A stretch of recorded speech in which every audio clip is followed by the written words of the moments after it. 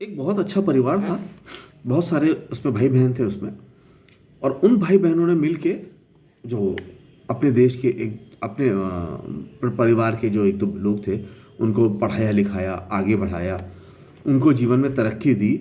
और वो जो दो भाई थे वो बहुत अच्छा निकल गए, बहुत अमीर बन गए, बहुत पैसे वाले बन गए। तो अब उनकी जिम्मेदारी बनती थी कि जो जिन्होंने उनको आगे बढ़ाया है, जिस परिवार ने उनको ऐसा जीवन दिया है, उस परिवार के लिए कुछ करें। और वो दोनों निकल गए बहुत शातिर। उन्होंने सोचा कि ये मेरे 10-11 भाई बहन हैं, तो मैं जो कमाऊंगा, तो अभी 10-11 भाई बहन हैं, तो मैं क्या करूं। तो उसने सोचा कि मैं अगर आधे भाई बहनों को मरवा देता हूं तो मेरे घर में 4-5 ही लोग रह जाएंगे, क्योंकि ढेर सारे 10-11 भाई बहन रहेंगे, ये भी कहीं मेरी तरह तरक्की ना कर ले, तो मैं ये भी तरक्की कर लेंगे तो मेरी वैल्यू क्या ख़त्म हो जाएगी। तो मैं क्या करूं, आधे लोग को मरवा दूं, किसी को भूख से मरवा दूं, किसी को कैसे भी मरवा दूं, किसी को आधे परिवार को मरवा दूं, और जो 4-5 लोग बचेंगे तो वो मेरे गुलाम बन जाएंगे। वो घर की सफाई करेंगे, पोछा लगाएंगे, कपड़े धोएंगे, बर्तन करेंगे। और अच्छा, माँ डिस्टर्ब करती थी। माँ कहती थी कि वो कहती थी ये गलत है भाई, जिस परिवार ने तुम्हें बनाया, तुम्हारी जिम्मेदारी है, तुम उस परिवार के लिए करो। तो तुम तो उस परिवार को का ही सब लूट ले रहे हो, अपने भाई बहनों का सब पैसा लिए ले रहे हो, उनको मरवा दे रहे हो। तो उन्होंने सोचा कि यार ये माँ बहुत बोलती है, तो माँ को भी मरवा दो। तो उसने माँ की को मारने का षड्यंत्र किया और माँ को मरवाना शुरू किया। रोजाना कभी माँ का कोई मांस काट लेता, कभी माँ को कभी घाव कर देता। उसने माँ का घाव करना शुरू किया। कहीं उसके अंगों पे कोई ना कोई घाव वो रोज करता था। मैं घाव करूंगा, इसको भूखा रखूंगा तो ये एक दिन मर जाएगी। अब ये सोचो, जो इस तरह का लड़का था जिसने इस तरह की हरकत अपने परिवार में की, वो किस कैटेगरी का लड़का था। और ऐसे लड़के को जो फॉलोअर हैं, जो उसको अपना भगवान मानते हैं, वो किस कैटेगरी के लोग हैं। पूरी हत्यारों की टीम तो तैयार हो गई। वो हत्यारों की टीम जो जरूरतमंदों को मरवाते हैं, देश को बर्बाद करते हैं और खुद अमीर बनते हैं। ये फैक्ट। दूसरा, आज के युवाओं से मैं एक चीज कहना चाहता हूं, ये तुम कंप्यूटर और जो ब्राउजर लेके बैठे रहते हो ना, 1000 साल तक, 1947 से पहले 1000 साल तक तुम ये कंप्यूटर और ब्राउजर लेके क्यों नहीं बैठ पाए? तुम ये बाइक क्यों नहीं चला पाए? क्यों नहीं चला पाए? सिर्फ एम्बेसडर और फिएट कार क्यों होती थी जो सिर्फ जज और बड़े बड़े आईएएस से चलाते थे? बाकी लोग घोड़े लेके और पैदल और टट्टू पे, बैलगाड़ी पे क्यों घूमते थे? 1000 साल का ले लो पूरा, हम लाखों साल की छोड़ देते हैं। 1947 के बाद 70 साल में तुम्हारे सबके पास, गरीब के पास भी बाइक और सबके पास गाड़ी कैसे आ गई? कांग्रेस ने किया, उस संविधान ने किया, उस अच्छाइयों ने किया, जिनको तुम्हें उस नाली से घसीट के जिन्होंने महलों में बैठाया तुम्हें, और तुमने सोचा कि ये तो महलों में बैठा दिया।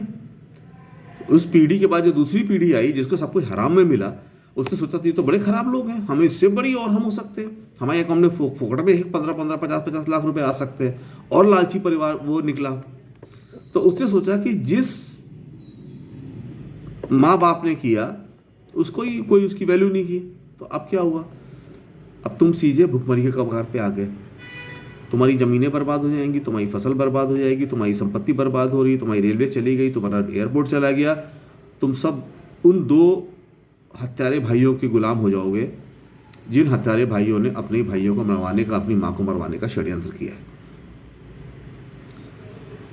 अब और तुमने आज कंप्यूटर और ब्राउज़र क्यों पकड़ा?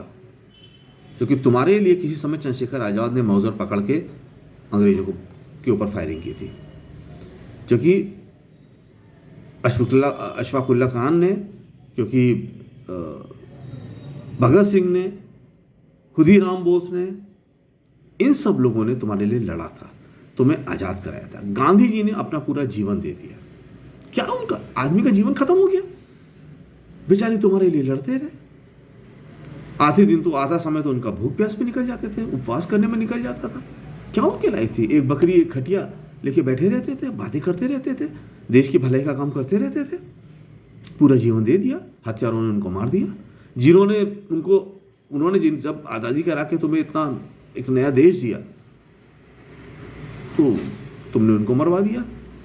ये जो हत्यारी मानसिकता के लोग हमारे देश में हैं, वो क्या करते हैं, वो कुछ नहीं देखेंगे, छोटी सी चीज़ को पकड़ के हत्या कर देंगे। जैसे हत्यारे क्यों करते हैं, इसने मुझे मारा, इसने मुझे गाली दी, मैंने इसकी हत्या कर दी, इससे मुझे उसने मांगा कि मुझे ज़्यादा शेयर दो, नहीं शेयर दिया, हत्या कर दी, मैंने हफ्ता मांगा, नहीं दिया, हत्या कर दी। अब जिन्होंने गांधी की हत्या की, जिन्होंने गांधी जी की हत्या की, वो देश आज़ाद करने के लिए नहीं है, उन्होंने किसी अंग्रेज की हत्या नहीं की।